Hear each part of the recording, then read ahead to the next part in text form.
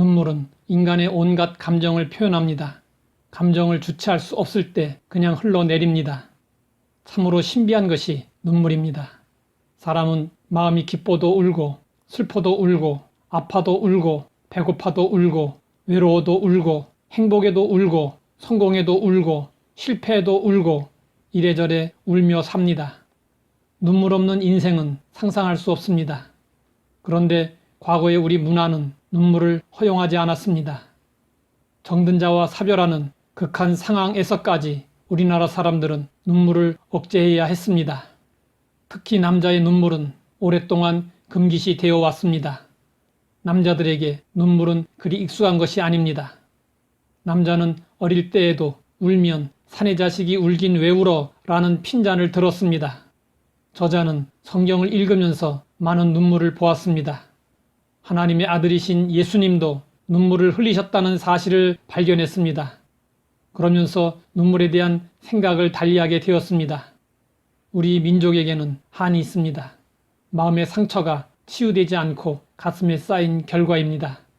우리나라 사람들의 무감각, 무감동, 무표정은 눈물을 억제하는 한 문화의 소산이라는 사실을 저자는 주목했습니다. 그리고 마음 치유의 일환으로 눈물이라는 책을 썼습니다.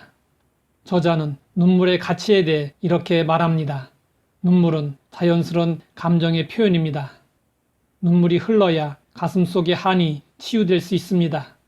눈물이야말로 인간을 인간답게 합니다.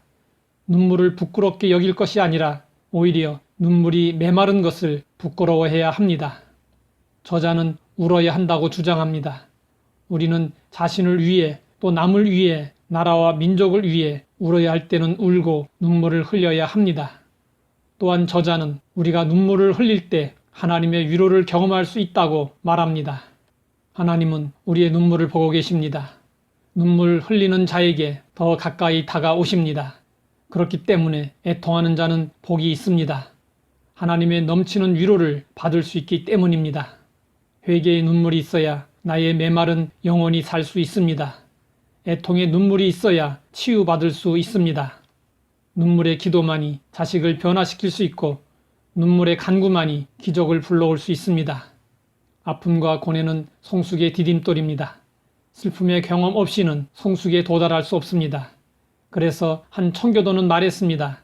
살아있는 신앙인에게는 눈물샘이 마르지 않는다. 하나님은 눈물로 우리를 성숙하게 하십니다. 눈물은 깊은 영성의 근원입니다. 눈물이 있는 자는 하나님을 닮아갑니다. 다윗은 범죄 후 눈물을 흘리며 하나님께 기도했습니다.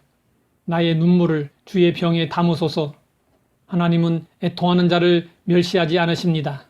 오히려 눈물 없는 뻔뻔스러운 인간을 멸시하십니다. 다윗이 간음죄, 살인죄를 저지르고도 하나님께 사랑을 받았던 원동력은 회개의 눈물이었습니다.